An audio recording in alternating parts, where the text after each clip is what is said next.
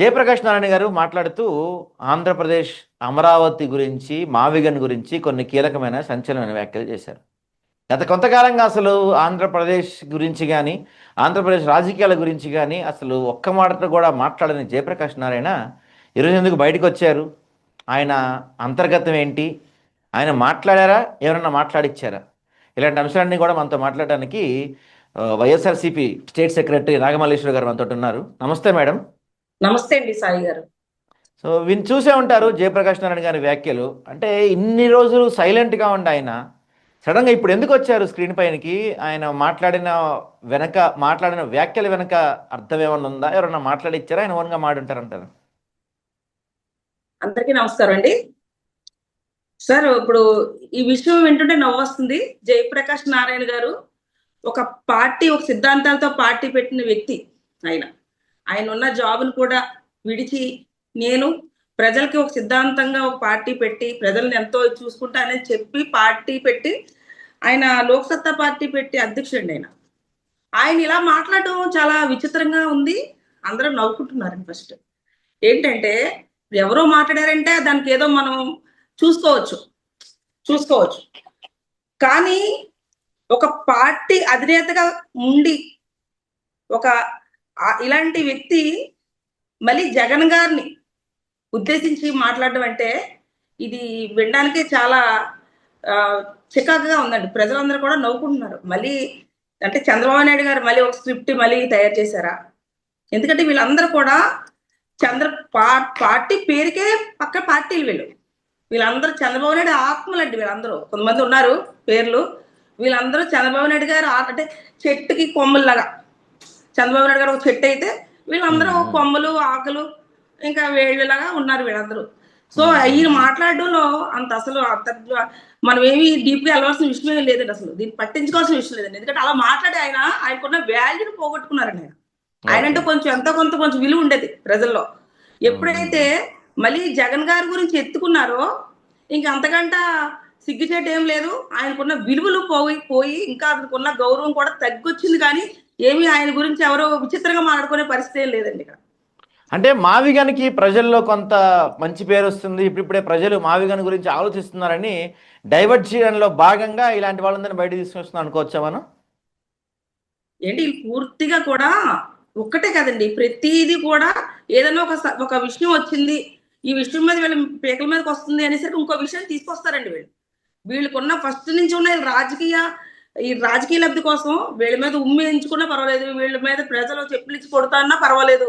వీళ్ళకి ఏదైనా ఒక విషయంగా అమరావతికి ఏదైతే మనకి వచ్చిందో దాన్ని ఎవరైతే ప్రజలు వద్దు అని అనుకుని అభ్యంతరం వ్యక్తం చేస్తూ జగన్ గారు ఇచ్చిన మాటని మావిజన్ చెప్పి జగన్ గారు ఎప్పుడైతే ఒక మాట చెప్పారో దానికి అందరూ జై పలుకుతూ అందరూ జగన్ గారికి సపోర్ట్ గా నిలుచుకున్న టైంలో ఒక వ్యక్తిని చంద్రబాబు నాయుడు తీసుకొస్తాడు. ఒక విషయాన్ని కానీ అది వాళ్ళకి ఇబ్బంది కలిగే విషయమైనా సరే ఒక సిగ్గు అనేది కొంచెం టీడీపీ వాళ్ళకి ఉండదు ఏంటది. ఎందుకంటే అది కొత్తగా మనం ఎవరికి అందరికి తెలిసిన విషయం. ఇది అంత చంద్రబాబు నాయుడు గారు అంత బుర్రలో ఇది సిగ్గుపడవలసిన విషయం అని పెట్టుకోరు. ఆయన ఎవరో ఇంకో మనిషిని తెచ్చుకుంటాడు కొత్తగా. ఈ పాత వాళ్ళందరూ అయిపోయారు కదండి. ఇప్పుడు జయప్రకాష్ నారాయణ గారు సినిమా తెచ్చుకున్నాడు. కొత్త వ్యక్తి, కొత్త ఫేస్. ముంబై నుంచి హీరోయిన్ తెచ్చుకున్నట్టు మన సినీ ఫీల్డ్ లో ముంబై నుంచి ఒక హీరోయిన్ తెచ్చుకుంటే చూస్తారు కదా. ఎప్పుడో చూసే హీరోయిన్ ఎవరు చూస్తాడు? చూడడు కదా. మళ్ళీ ఒక కొత్త కాన్సెప్ట్. మళ్ళీ జగన్ గారిని ఎదుట అనకపోతే వీళ్ళు ప్రజలు వినరు, వీళ్ళకి బ్రతుకు ముందుకు వెళ్ళదు వీళ్ళకి. ఎందుకంటే అందరూ కూడా అంటున్నారు ఆయన చేసే పనులు. ఎందుకంటే అదేనా రాజధాని అప్పుడు అవుతుందా? అవదు. ఇప్పుడు ప్రజలు ఇంత కష్టంలో నష్టంలో ఉన్నారంటే దానికి కారణం చంద్రబాబు నాయుడు గారు కదా. 10 ఏళ్ళు ఉమ్మడిగా మనం హ్యాపీగా హైదరాబాద్ లో ఉండి మన హక్కులు మనం చూపించుకోవాల్సిన దానికి తీసుకొచ్చి మనల్ని ఇక్కడ పెట్టారు. రాజధాని అని చెప్పి అప్పులు చేసి కొత్తగా పెట్టిన దానికి రాష్ట్రానికి అప్పులు చేసేసి ఆ అప్పులన్నీ ప్రజలు ఎత్తుమని పోసి, ఎందుకంటే అసలు అవసరం లేదు. ఇప్పుడు ప్రజలు ఎంత ఇబ్బంది పడుతున్నామంటే దానికి ప్రధానంగా కారకుడు ఎవరు? చంద్రబాబు నాయుడు గారు. ఆయన ఆ రోజు ఓటు కేసులో అరెస్ట్ అయిపోయి ఇంకా అరెస్ట్ అయిపోతాడు. అతని శిష్యుడు ఎలాగా అరెస్ట్ అయ్యాడు, దొరికిపోయాడు. ఇప్పుడు ఇక్కడ నుంచి నేను బయటకు వెళ్ళకపోతే ఆయన తంతే ఇక్కడికి వచ్చి పడ్డాడు. ఎవరు? కేసీఆర్ గారు తంతే ఇక్కడికి వచ్చి పడ్డాడు ఆయన ఆ రోజు. ఆయన పెట్టిన చిచ్చు వల్ల ఇప్పుడు మన ప్రజలందరూ బాధపడుతున్నామండి. ఒక్కరిద్దరు కదండి. చంద్రబాబు నాయుడు గారు ప్రజలు ఉద్ధరిస్తారన్నారు కదా! ప్రజలు ఎప్పుడో నాశనం చేసాడండి ఆయన. కొత్తగా ఓకే. ఉద్ధరించేది ఏం లేదు. ఎప్పుడో నాశనం చేశాడు. ఎప్పుడైతే 10 ఏళ్ళు మనకు ఉమ్మడి రాజధానిగా ఉపయోగించుకోవాల్సిన మన హైదరాబాద్‌ని వదిలి ఎప్పుడైతే తెలంగాణ వదిలి ఆంధ్రాకి వచ్చేసాడో 10 ఏళ్ళు పెట్టుబడి పెట్టుకోకుండా చక్కగా 10 ఏళ్ళు మనం మంచిగా ఏంటి అనేది ఆలోచించుకుని ఎక్కడి నుంచి ఇన్‌కమ్ వస్తుందో చూసుకొని చేసుకోవాల్సింది హడావడిగా వచ్చేసి అక్కడంతా బురదలో పోసినట్టు పోసేసి అప్పుడే మనల్ని నాశనం 2014లోనే మనల్ని సర్వనాశనం చేసేసాడండి ఆయన. ఇక మన ఓకే. కొత్తగా మనకేమి అతను ద్రోహం చేసేది ఏముందంటే ఇంకా అతనికి అలవాటు అది. అతను వెనతో పెట్టిందండి అది. అతని స్వార్థం కోసం ఎదట వాళ్ళని ఎంతకైనా ముప్పు తిప్పలు పెట్టే ద్రోహి ఎవరైనా ఉన్నారంటే చంద్రబాబు నాయుడు గారిని మన బల్ల బుద్ధి చెప్పొచ్చండి. రైట్ అండి, రైట్. సో దీంతో పాటుగా ఆ, రాధాకృష్ణ గారు, ఏబిఎన్ ఎండి రాధాకృష్ణ గారు గత వారం చేసిన అత్యంత నీచమైన వ్యాఖ్యలు మనందరం చూసాం.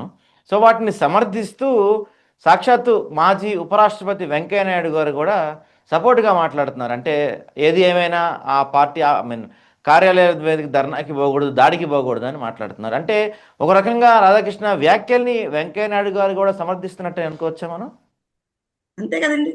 ఇక్కడ మంచి చెడ్డ కాదండి. కమ్మస్ మేము కులం వాళ్ళమి, మా కులస్తుని మేము ఏదోలా కాపాడుకోవాలి. అంతే తప్పించి ఇది మంచా చెడ్డ అసలు అతను ఒక ఉపరాష్ట్రపతి చేసిన వ్యక్తి అండి. అంటే ప్రధాన పురవుల్లో రెండో వాడైన మన దేశంలోనే. అలాంటి వ్యక్తి మాట్లాడవలసిన మాట్లాడేవి అసలు వాళ్ళు ఎందుకు ఇంకా దిగజారిపోతున్నారో అర్థం కావట్లేదండి. అసలు వెంకయ్య నాయుడు గారు మాట్లాడటం ఇంకా అందరికీ ఆశ్చర్యకరమైన విషయం.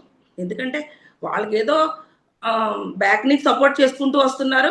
ఆ రోజు ఎవరు మన ఎవరైతే చంద్రబాబు నాయుడు గారు జైల్లోకి వెళ్లకుండా చూసుకున్నాడో ఆ రోజు 2014 తర్వాత ఈ అలాగే వెనక నుంచి సపోర్ట్ చేసుకుని వాళ్ళని కాపాడుకుంటూ వస్తున్నాడండి. అది పక్కన పెడితే ఆయన పెద్ద ఆయన ఇప్పుడు ఈ విషయంగా ఒక మహిళలకి సంబంధించి మళ్ళీ నేను ఒక మహిళలకు సంబంధించి ఈ విషయాన్ని అంత నీచంగా పార్టీ వేరైతే మహిళలు ఎవరైనా ఒకటే కదండి రాష్ట్రంలో. ఏ పార్టీ అయినా కానీ మహిళలే కదా, మన వాళ్ళే కదా, మన ఆంధ్ర రాష్ట్రం కదా. మన ఆంధ్ర రాష్ట్రాన్ని కూడా చూసుకోకుండా ఇతను ఎప్పుడైతే మన అని మనుషులకు సపోర్ట్ చేసుకున్నాడో అప్పటికే ఆయన కూడా విలువ పడిపోయిందండి వెంకయ్య నాయుడు గారిది. వెంకయ్య నాయుడు గారు సపోర్ట్ రాధాకృష్ణ గారికి, ఏబిఎన్ రాధాకృష్ణ గారికి సపోర్ట్ చేసుకుంటూ మాట్లాడడం దుర్మార్గం అండి నిజంగా. అంత పెద్ద అయినా అంత రాష్ట్రంలో మన దేశంలోనే రెండో వ్యక్తి స్థానంలో ఉన్న ఒక ఉపరాష్ట్రపతిగా చేసిన వెంకయ్య నాయుడు అలా మాట్లాడడం నిజంగా అందరికి ఆశ్చర్యపరిచిందండి. ఆయన సైలెంట్ గా ఉంటే ఆయన కొంచెం గౌరవం కాపాడుకునేవాడండి. ఒక మహిళలకు సంబంధించి మహిళలకు ఎంతో అంత చేస్తామని చెప్పి ఎంతో గొప్పగా చెప్పి పార్టీలో ఉండి ఎప్పుడైతే వాళ్ళ అధికారం చేజిక్కించుకుని మహిళల్ని ఎన్ని ఇబ్బందులు పెడుతున్నారండి. ఈ ఒక వాక్యం ఇచ్చే ఈ నీతిగా రాసే ఇదే కాకుండా వాళ్ళు గవర్నమెంట్ లోకి వచ్చిన కాడి నుంచి కూడా అండి మహిళల్ని ఎన్నో రకాలుగా ఇబ్బందులు పెడుతున్నారు. ఒక రకంగా కాదు, నిజం చెప్పాలంటే బయటకు రాకుండా బయటకు వస్తే వీళ్ళు గవర్నమెంట్ లో ఉన్నారు మమ్మల్ని ఏం చేస్తారని చెప్పేసి 2014-19లో ఒక రకంగా అన్యాయం చేశారండి. ఇప్పుడు ఇంకా దారుణం అండి. అంత మహిళలు అంటే ఇంకా కక్ష పెట్టుకున్నారు. జగన్ సపోర్ట్ గా ఉన్నారు వీళ్ళు గతంలో. ఇప్పుడు వీళ్ళని ఎవరినైనా సరే ఏదైనా చేయాలంత కక్షలో మహిళల్ని చాలా నీచంగా ఒక రకంగా కదండి, చెప్పకూడదు నోటితో, ఒక రకంగా కాదు అన్ని రకాలుగా వేధిస్తున్నారు. అంతేకాకుండా మహిళలకి ఇస్తున్న సంక్షేమాలు కూడా ఇవ్వకుండా ఏం మాట్లాడకుండా ఏదో డైవర్ట్ చేయడానికి. ఇప్పుడు ఏదైనా ఒక టాపిక్ వచ్చింది అనుకోండి, ఆ టాపిక్ మీద ఇప్పుడు వైజాగ్ లో ఆస్తి కూడా వచ్చింది. ఎవరైతే బాలకృష్ణ చిన్నలుడు కొన్ని వందల వేలు చేసే భూములు కాజేశారు, అది వచ్చిందనేసరికి లడ్డూని తీసుకొచ్చారండి. లడ్డూని తీసుకొచ్చి పవన్ కళ్యాణ్ గారు మెట్లు కడిగేసేసి ఇంకా పర్ఫార్మెన్స్ సినిమాలో ఆ పర్ఫార్మెన్స్ అయితే ఒక 5-10 కోట్లు ఇవ్వచ్చండి ఆయన. అలాంటి పర్ఫార్మెన్స్ ఆయన చేశారండి. అలా ఒక్కొక్క పర్ఫార్మెన్స్ అంటే ఒకటి వచ్చేసరికి ఒకటి. ఇప్పుడు మనకి మన బ్యాంకులు పెద్ద బ్యాంకులు ఎవరు మనకు అప్పు ఇవ్వను పొమ్మన్నారు ఆంధ్ర రాష్ట్రానికి. దీన్ని డైవర్ట్ చేయాలంటే అసలు బురద ఎలాగైనా చెల్లించుకుంటారండి వాళ్ళు ఎలాంటి బురద చెల్లి కూడా రెడీగా ఉంటారు. దీన్ని మళ్ళీ ఏదోటి నొప్పొచ్చేలా మాట్లాడాలి, ప్రజలకు నొప్పొచ్చేలా మాట్లాడాలి. అది కూడా దాన్ని మళ్లించడానికి ఇలా కూడా మాట్లాడచ్చండి. ఇలా మనం 2 రకాలుగా అనుకోవచ్చు, ఒక రకంగా 2 రకాలు కూడా అనుకోవచ్చు అండి మనం. అదే దీంతో పాటుగానే మన ఫైనాన్స్ మినిస్టర్ పయ్యావుల కేశవ్ కూడా ఆయన కూడా అంటే జగన్మోహన్ రెడ్డి గారు చెప్పారు అధికారంలోకి వచ్చిన రాధాకృష్ణని తిప్పిన స్టేషన్ తిప్పకుండా తిప్పుతాం అని వార్నింగ్ ఇచ్చారు. దాని గురించి పయ్యావుల కేశవ్ అంటారు, మీ నానే ఏం చేయలేపాడు రాధాకృష్ణని, మీ నానే ఏం పీకలేపాడు, నువ్వేం పీకుతావు అనే స్థాయిలో ఒక ఆర్థిక శాఖ మంత్రి మాట్లాడుతున్నాడంటే అని మరి అంటే ఆ, అంత ఇలాంటి దిగజారుడు వ్యాఖ్యలు వరుసగా మనకి గవర్నమెంట్ నుంచి వస్తున్నాయి. అంటే వీళ్ళందరూ కూడా రాధాకృష్ణకి సపోర్ట్ చేస్తున్నట్టే కదమ్మా. సార్ ఒక్క మాట సార్, వీళ్ళందరూ కూడా ఒక కమ్యూనిటీకి సంబంధించిన వ్యక్తులు సార్. వీళ్ళ మాటలు పట్టించుకుంటే మన టైం వేస్ట్ అండి, నిజం చెప్తున్నాను. వాళ్ళ మాటలు మనం పట్టించుకుంటే టైం వేస్ట్. వాళ్ళ నాన్న ఏం చేశాడు లేదో, ఆ నాన్నప్పుడు ఎందుకు మాట్లాడలేదు వీళ్ళందరూ? రాజశేఖర రెడ్డి గారు ఉన్నప్పుడు ఏం చేశారో ఏం చేయలేదో అందరికీ తెలుసండి, ప్రజలందరికీ తెలుసు. కుక్కుని పెళ్ళినా పడి ఉండేవాళ్ళండి. ఆయనే బతుకుంటే ఈరోజు రాష్ట్రమే విడిపోదు, రాష్ట్రం విడిపోదు, మనం ఎన్ని కష్టాలు పడము. అంత మనగాడండి ఆయన రాజశేఖర రెడ్డి గారు. ఆయన పుట్టిన సింహం అండి జగన్మోహన్ రెడ్డి గారు. ఏం చేశాడు తెలీదా? జైల్లో పెట్టి చెప్పకూడదు తిప్పించాడు తెలీదా?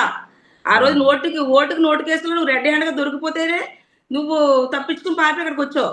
కానీ ఈ రోజు మా జగన్మోహన్ రెడ్డి గారు సీఎం అయ్యి నీ అక్రమాలను బయట పెట్టి జైల్లో పెట్టారు. జైలు పెడితే దెబ్బకి మీ దత్తపుత్రుడు పవన్ కళ్యాణ్ గారు వచ్చి అక్కడ మట్టిలో కూర్చుని మిమ్మల్ని ప్రజల సానుభూతి దాన్ని కూడా సానుభూతి కింద వాడేసుకుని ప్రజలకి దొంగ మాటలు చెప్పి సీఎం అయ్యారు. ఇవన్నీ ఎవరికి తెలియవండి అసలు. జగన్మోహన్ రెడ్డి గారు ఏమి చేయలేరు అంటే మాత్రం జగన్మోహన్ రెడ్డి గారు సత్తా చూశారు. లాస్ట్ 5 ఏళ్ళు చూశారండి. 2 ఏళ్ళు కరోనాలో పోయినా కూడా 3 ఏళ్ళు, ఆ 2 ఏళ్ళు ప్రజలు ఎలా నడిపించారో చూశారు. 3 ఏళ్ళు కూడా ఆయన ఎన్ని మంచి కార్యక్రమాలు చేశారో ప్రజలందరూ చూశారండి. దీనికోసం వీళ్ళు పనికిమాల వాళ్ళు మాట్లాడితే జగన్ వాల్యూ ఎక్కడికి తగ్గిపోదు.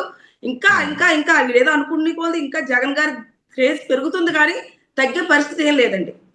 రైట్ అండి, రైట్. దీంతో పాటుగా మేడం ఈ మధ్యకాలంలో అంటే పవన్ కళ్యాణ్ గారి గురించి మనం ప్రత్యేకంగా మాట్లాడుకోవాలి. ఎందుకంటే ఆయన ఎన్నికలకు ముందు పదే పదే మహిళల జోలికి వస్తే తలలు తీసి చట్టాలు తీసుకొస్తాను, మహిళల వంక చూడాలంటే భయపడి చట్టాలు తీసుకొస్తానని పదే పదే చెప్తూ వచ్చారు. కానీ మనం చూస్తాం గత కొంతకాలంగా వరుసగా అరవ శ్రీధర బాధితురాలు వీణాని రోడ్డు పైన లాఠీతో కొట్టారు. మీ పిఠాపురంలో ఒక మహిళని రోడ్డు పైన కొట్టారు. తర్వాత శ్రీకాళహస్తి జనసేన పార్టీ ఇన్ఛార్జి కోట వినూత్ అని రోడ్డు మీదకి వస్తే చంపుతామనే స్టేజ్లో అసభ్యకరంగా ఆమెను దూషిస్తున్నారు. మొన్న భీమవరంలో ఒక మహిళని జనసేన పార్టీ సంబంధించిన జెడ్పీటీసీ ఎవరో దారుణంగా కొట్టిన విజువల్స్ ఏవో వచ్చాయి. ఆ తర్వాత బీఆర్ నాయుడుది, ఇప్పుడు మొన్న ఏబిఆర్ రాధాకృష్ణ, ఇట్లా వరుసగా మహిళల గురించి ఇంత నీచంగా ఇంత దారుణంగా జరుగుతుంటే కూటమి ప్రభుత్వంలో మరి పవన్ కళ్యాణ్ గారు అసలు మౌనవ్రతం ఏమైనా చేస్తున్నట్టు అనుకుంటున్నారా మీరు? పవన్ కళ్యాణ్ గారు ఏమనకండి బాబు. ఆయన ఎలా అంటే ఇప్పుడు మంచి క్రేజ్ ఉన్న హీరోయిన్ తీసుకొచ్చి ఓపెనింగ్ చేస్తారు కదా షాపింగ్ మాల్స్, కొంచెం సేల్స్ బాగా పెరుగుతుందని ఆ టైప్ గా పవన్ కళ్యాణ్ ఉపయోగించుకుంటున్నారు వాళ్ళు. అంతేగాని పవన్ కళ్యాణ్ గారికి ఏది తెలుసు? ఆయన రాజకీయం పాపం ఆయనకి ఏది తెలియదు అని. ఆయనకి స్క్రిప్ట్ ఇస్తే ఆయన వచ్చి మాట్లాడి వెళ్ళిపోతారు. ఇగో ఎలక్షన్ మాట్లాడు, ఇది చెప్పు అంటే ఆయన మాట్లాడి వెళ్తారు. అంతేగాని పవన్ కళ్యాణ్ గారు రాజకీయం, ఆయన ఒక సీఎం క్యాండిడేట్ అని కూడా ఏం లేదండి. నేను సీఎం అవుతాను ఆయన ఎప్పుడు చెప్పట్లే. నేను చంద్రబాబు నాయుడిని 10 ఏళ్ళు ఉంచుతాను, 15 ఏళ్ళు సీఎం గా ఉంచుతాను, మేము ఉమ్మడిగా ఉంటాము, నేను పక్కనే ఉంటానని చెప్తున్నాడు తప్పించి నేను సీఎం క్యాండిడేట్ ని, నేను సీఎం అవుతానని ఏం చెప్పట్లేదండి. ఆయన పవన్ కళ్యాణ్ గారు మాటలు పట్టించుకోవాల్సిన అవసరమే లేదండి అసలు. ఎందుకంటే పవన్ కళ్యాణ్ గారు ఊగిపోయినా జోగిపోయినా ప్రశాంతంగా నవ్వినా చంద్రబాబు నాయుడు గారు ఎలా ఊగిపో అంటే ఊగిపోతాడు, ఈ రోజు నవ్వు అంటే నవ్వుతాడు. కీ ఇచ్చే రోబో బొమ్మ అండి ఆయన. ఇప్పుడు ఎక్కువ బొమ్మలు తయారు చేస్తున్నారు కదండి. అంతేగాని పవన్ కళ్యాణ్ గారు మాటలేమి ఆయన గుండెల్లోంచి వచ్చినవి కాదు. వచ్చుంటే ఈ రోజు సైలెంట్ గా ఉండడండి ఆయన పవన్ కళ్యాణ్ గారు వచ్చి ఈ రోజు 2 ఏళ్ళు కావస్తుంది, 2 ఏళ్ళు అవుతుంది. పోనీ ఎన్నాలో నన్ను అసెంబ్లీకి పంపించండి, నాకు ఒక్కసారి అవకాశం ఇవ్వండి అని రిక్వెస్ట్ చేసి గెలిచిన వ్యక్తి అండి. ఓకే ఇచ్చారు, డిప్యూటీ సీఎం గా కూర్చోబెట్టారు. ఏం చేస్తున్నారండి ఆయన ఒక్కదానికి సమాధానం చెప్తున్నారండి. ఆయన అంతా ఎందుకండి పిఠాపురంలో వాళ్ళు పార్టీ పెట్టుకున్నారండి. వాళ్ళు దాన్ని ఏంటంటారు, పార్టీ ప్రోగ్రాం పెట్టుకున్నారు. ఆ రోజు కూడా ఆయన ఏం చేస్తామని చెప్పలేదు. అప్పటికి ఆ రోజు కూడా మతాల కోసం కులాల కోసం మాట్లాడి ప్రోగ్రామ్ సర్వనాశనం చేసుకున్నాడు. కానీ ఆయన నేను ఇది చేస్తానని చెప్పలేదు. పాపం స్క్రిప్ట్ లేదైంది ఆ రోజు. స్క్రిప్ట్ లేక పాపం ఆయన ఉన్న విషయం మాట్లాడేశారు ఆ రోజు. ఆయన మనం తెలుగుదేశం పార్టీని గెలిపించాము, మనం ఇలా చేసాము అలా చేసాము, ఉన్న విషయం స్క్రిప్ట్ ఇవ్వక ఉన్న విషయం మాట్లాడేశారు ఆ రోజు. మాట్లాడడం వల్ల కొంతమందికి ఇబ్బంది కలిగిందండి. పాపం అమ్మోళ్ళకి అందరికి ఇబ్బంది కలిగిందండి కొంచెం. సో పవన్ కళ్యాణ్ గారు 30,000 మంది మహిళలు పోయారు. ఎంతో చక్కగా ఎవరైతే ఒక దత్తపుత్రికలాగా జగన్మోహన్ రెడ్డి గారు వీళ్ళని వాలంటీర్ వ్యవస్థ పెట్టారండి. ఎవరు కనివిని వెరగని రీతిలో ఇంట్లో ఉంటే అన్ని పనులు అయిపోయేలాగా మధ్యతరగతి పేద కుటుంబాలకి, వాళ్ళకి ఏమి తెలియని వ్యక్తులకి అన్ని రకాలుగా చేసి పెట్టే పిల్లల్ని ఇది డైవర్ట్ చేయడానికి ప్రజల్లో ఎక్కడికి వెళ్ళిపోతున్నాడు నాయకుడు అని చెప్పేసి మన నాయకుడిని బ్యాట్ చేయడానికి ప్రతి వాళ్ళ ఇంటికి వెళ్ళి ఇన్ఫర్మేషన్ ఇస్తున్నారు, ఆడవాళ్ళు మాయమైపోతున్నారండి. నీచంగా అండి, చాలా నీచంగా. అది చెప్పుకుంటే సిగ్గుచేటండి. అది ఏదైనా 30,000 మంది వద్దు, ముగ్గురు చూపించుకోనండి. కొన్ని ఉమ్, కంప్లైంట్లు ఏవి చూపించుకోనండి. 30,000 మంది పోతే కంప్లైంట్ ఇవ్వాలి కదా, పోలీస్ స్టేషన్ లో కంప్లైంట్లు రావాలి కదా, కంప్లైంట్స్ ఉమ్, అవి కూడా లేవు. ఇవన్నీ ఉమ్, చేతగాని మాట్లాడి ఇన్నాళ్ళు పవన్ ఉమ్, కళ్యాణ్ గారు ఇలా ఉండేవారు, ప్రజల దృష్టిలో ఇలా ఉండేవారు ఉమ్, ఈ ఉమ్, ఉమ్, కూటమి ఉమ్, రాకముందు. ఉమ్, ఉమ్, ఇప్పుడు కూటమి వచ్చాక ఓపెన్ అయిపోయిందండి, పవన్ కళ్యాణ్ గారు డమ్మి, ఏమీ ఉమ్, లేదు అన్న విషయం ఉమ్. అందరికీ అర్థమైపోయిందండి. ప్రజలందరికీ, చిన్న పిల్లలకు కూడా అర్థమైపోయింది పవన్ రైట్. కళ్యాణ్ గారు ఏం లేదు. ఆయన క్రేజ్ ఉమ్. ని ఉపయోగించుకున్నారు తప్పించి పవన్ కళ్యాణ్ గారికి ఏం లేదనే విషయం అందరికీ అర్థమైంది సార్. ఎలా ఉందండి మీ అది నియోజకవర్గంలో, పర్టికులర్గా మీ అదే నియోజకవర్గం కదా? కొంత అంటే డెవలప్మెంట్ అద్భుతంగా చేసేసాము, రోడ్లు వేసేసాము, తర్వాత మత్స్యకారులకి ఏదో బాగా చేసాము. ఎప్పటి నుంచో సమస్యగా ఉన్న ఈ మత్స్యకారులకి ఏవో కొత్తగా పథకాలు తీసుకొచ్చాము. దాంతోపాటు బస్ స్టాండ్ల సమస్య ఉంది పిఠాపురంలో, ఆ బస్ స్టాప్ సమస్యలు కూడా తీర్చాము. అసలు అద్భుతంగా పిఠాపురాన్ని ఒక స్మార్ట్ సిటీ రేంజ్లో డెవలప్ చేశామని చెప్పి పవన్ కళ్యాణ్ గారు పదే పదే చెప్తున్నారు. మీరు పిఠాపురంలో ఉంటారు కాబట్టి అక్కడ పరిస్థితి ఎలా ఉంది, గ్రౌండ్ రియాలిటీ చెప్పండి. కళ్యాణ్ గారు ఇప్పుడు చంద్రబాబు నాయుడు నీళ్ళలో నడుస్తున్నారు. ఉమ్, ఎందుకంటే కమ్మోళ్ళలో ఈయన దత్తపుత్రుడు, అంటే ఉమ్. ఆఫ్ కమ్మ ఈయన. సో ఆ, ఈయన మాట్లాడేవన్నీ కూడా చంద్రబాబు నాయుడు గారి నుంచి అంటుకునే ఉంటాయి కొన్ని. అక్కడ ఓకే. ఏమీ లేదు సార్. రోడ్లు ఉమ్, అనేది ప్రతి సంవత్సరం అవి బిల్స్ వస్తూ ఉంటాయి, పంచాయతీ అంతా. అది పక్కన ఉమ్, పెడదాం. ఉమ్, పక్కన పెడితే పిఠాపురంలో ప్రజలకి కష్టం వస్తే ఎవరికి చెప్పుకోలో తెలియదండి. ఇప్పుడు ఉమ్, వర్మ గారు ఉన్నారు. ఉమ్, వర్మ గారు మళ్ళీ ఈ మధ్య కొంచెం బాగా మాట్లాడుతున్నారు. ఆ మధ్య అంతా కొంచెం తిట్టేవారు. మా ఉమ్, సీఎం ఉమ్, లోకేష్, డిప్యూటీ సీఎం లోకేష్ ఇవ్వాలి. ఆ ఉమ్, ఉమ్, ఉమ్. సో ఒక ఒక పవన్ ఒక చిన్న కళ్యాణ్ ఇంటరప్షన్ అండి, ఒక చిన్న ఇంటరప్షన్. ఈ మధ్య కాలంలో ఒక వార్త కనిపించింది. పిఠాపురం దగ్గర ఏదో 3 ఎకరాలు కొన్ని కోట్లలో చేసే భూమి ఏదో వర్మ గారికి తక్కువ రేటుకి ఇచ్చేసినట్టుగా ఒక వార్త వస్తుంది. నిజమేనా అది? స్టార్ హోటల్ కోసం అండి. ఉమ్, ఉమ్. మరి ఇప్పుడు అందుకే కదా వర్మ గారు బాగా మాట్లాడుతున్నారు. ఇప్పుడు మేమందరం కలిసే ఓకే. ఉంటాము, మన కూటమి. ఉమ్, ఉమ్, ఒక్కటే సార్, వర్మ గారికి ల్యాండ్ ఇచ్చారు, మంచి ల్యాండ్, ఉమ్, హోటల్ ఉద్దేశించి. ఎందుకు ఉమ్. వర్మ గారికి పదవి ఇవ్వలేదు ఇంకా ఇప్పటిదాకా. అవునవును. ఇవ్వక వర్మ గారు అపోజిట్ గానే ఉన్నాడు. ఉమ్, ఎవరైతే పవన్ కళ్యాణ్ ఉన్నారో పవన్ కళ్యాణ్ కి అపోజిషన్ గా ఉన్నారో, ఎవరు ఉమ్, జనసైనికులకి ఎవరికి కూడా ఇంత పని చేసి పెట్టరు ఆయన. ఉమ్, చేసిన ఉమ్, వరకు ఉమ్, ఏదైనా ఆయన పైన ఆయన చేయించుకుంటారు, వాళ్ళు ఆ కార్యకర్తలుగా ఆయన చేయించుకుంటారు. ఉమ్, ఎప్పుడైతే ఈ సైటు ఆయనకి వచ్చిందో, ఈ ప్రాపర్టీ ఆయనకి వచ్చిందో, మళ్ళీ ఉమ్. ఇప్పుడు బాగా మాట్లాడడం మొదలెట్టారండి. మేము అందరం కలిసే ఓకే. ఉంటాం, మేము ఉమ్, కూటమి, మేము మా చంద్రబాబు నాయుడు గారు ఎలా చెప్తారో వింటాం, మేము ఇక్కడ ఏమి ఎటువంటి ఇబ్బంది లేదు అని. అంటే ఉమ్, నా ఉమ్, కడుపు నిండిపోయింది కదా, ఆయన కడుపు నిండిపోయింది, ఆయన హ్యాపీగా ఉన్నాడు. కానీ పిఠాపురం నియోజకవర్గంలో వాస్తవాన్ని చూసుకుంటే ప్రజలు ఎవరికి కూడా సెక్యూరిటీ లేదండి. ఫస్ట్ ఉమ్, ఎవరికి సెక్యూరిటీ లేదు. ఎందుకంటే పాత జనసేన పార్టీ పెట్టిన వాళ్ళు ఉన్నారు కదండి, ఉమ్, వాళ్ళు ఉమ్, ఎవరిని పట్టించుకునే వాళ్ళు లేరు. వాళ్ళు ఎవరికి కష్టం వెళ్ళి చెప్పుకోవాలి తెలియదండి. ఎందుకంటే ఉమ్, ఈయన టీడీపీ వరం గారు టీడీపీ వాళ్ళని చూసుకుంటాడు. ఉమ్, ఉమ్. ఎవరినైతే ఇప్పుడు పార్టీలో గతంలో ఈ నాయకులు మంచివాళ్ళు కాదు, మేము వచ్చి బాగా చేస్తామని చెప్పారు, ఆ నాయకులనే పార్టీలో తీసుకున్నారు. ఇప్పుడు ఓకే. మంచి వాళ్ళు ఉమ్, కాదని చెప్పి వైసీపీలో నాయకులే తీసుకున్నారు, అలా ఉమ్, ఏమి ఉద్ధరించలేదని. ఉమ్, అదే ఉమ్, నాయకులు ఉమ్, తీసుకుని కూడా తిప్పుకుంటున్నారు. అక్కడ ఉమ్. సరైన నియోజకవర్గంలో నా అని బాధ్యతగా ఉండే మనిషి ఒక్కడు లేడండి, ఒక నాయకుడు లేడండి, ఓకే. ఒక ఇన్ఛార్జ్ లేరండి. ఏదో ఉమ్, కమిటీ అని వేసారు, ఎవరు కడుపు నింపుకోవడం వాళ్ళు చూసుకుంటున్నారండి. ఎంత ఉమ్, వస్తుందో మనం ఎంత ఉమ్, దాచుకుంటున్నాం, ఎవరు ఓకే. కంఫర్ట్ ఉంటే వాళ్ళు, ఎవరు ఉమ్, కంఫర్ట్ ఉంటే ఉమ్, వాళ్ళ ప్రజల్ని పట్టించుకునే వాళ్ళు అయితే ఎవరు లేరు సార్. నిజమైన ఉమ్, నాయకులు అయితే పాపం అలా పక్కనే ఉన్నారు. ఓకే. నిజమైన నాయకులు అందరూ పక్కనే ఉన్నారు. అసలు ఉమ్, ఉమ్, ఉమ్, పట్టించుకునే వాళ్ళంటే ఎవరు లేరు అసలు. ఉమ్, పిఠాపురం పరిస్థితి అయితే దారుణంగా తయారైందండి. ఎంత దారుణంగా తయారైందంటే చెప్పుకోవడానికి కూడా ఎవరికి లేరు అక్కడ. ఇప్పుడు ఒక ఉమ్, లోకల్ ఎమ్మెల్యే కానీ ఇన్ఛార్జ్ కానీ ఉంటే వెళ్ళి మాకు కష్టం ఇదని చెప్పుకుంటారు. చెప్పుకోవడం ఉమ్, ఇప్పుడు అక్కడ ఉమ్. ఎవరున్నారు, ఒక ఇన్ఛార్జ్ లేరు, ఒక ఎమ్మెల్యే లేడు. ఎమ్మెల్యే లేని ఉమ్, నియోజకవర్గం అయిపోయిందండి పిఠాపురం. ఓకే. ఉమ్, నే- దోపిడీ అండి, అంతా దోపిడే. అక్కడ ఉమ్, ఒక ఆఫీస్కి వెళ్ళాలంటే దోపిడీ. ఎన్నాళ్ళో భయపడేవారండి మా జగన్ గారి ప్రభుత్వంలో. ఆఫీస్ ఉమ్, వాళ్ళు ఉమ్, ఎవరన్నా ఒక రూపాయి తీసుకోవాలంటే భయపడేవారు. అన్ని కూడా సచివాలయం నుంచి, ఈ వాలంటీర్ వ్యవస్థ నుంచి పనులు జరిగేవండి, డబ్బులు ఖర్చు ఉమ్, లేకుండా. ఉమ్. ఓకే. వాలంటీర్లు కూడా పాపం ఈ 100 రూపాయలు ఉంచుకుంటే కూడా వాళ్ళు ఇచ్చుకునే వాళ్ళు కాదండి. వాలంటీర్లు అంత నిజాయితీగా పనిచేసేవారండి వాడు. నిజంగా అసలు ఓకే. ఆశ్చర్యం ఇదంతా కూడా. ఉమ్, ఉమ్, ఉమ్, జగన్ ఉమ్, గారు ఇచ్చిన వార్నింగ్స్ కి ఎవరు ఉమ్, కూడా, ఆఫీసర్లు కూడా లంచం తీసుకునేవాళ్ళు కదండి. ఇప్పుడు ఎంత దోచుకో అంతే. ఉమ్. ఏమవుతుందో ఓకే. కూడా తెలియట్లేదు పిఠాపురం. రైట్ అండి, రైట్. ఓకే. థ్యాంక్ యూ అండి. నమస్తే.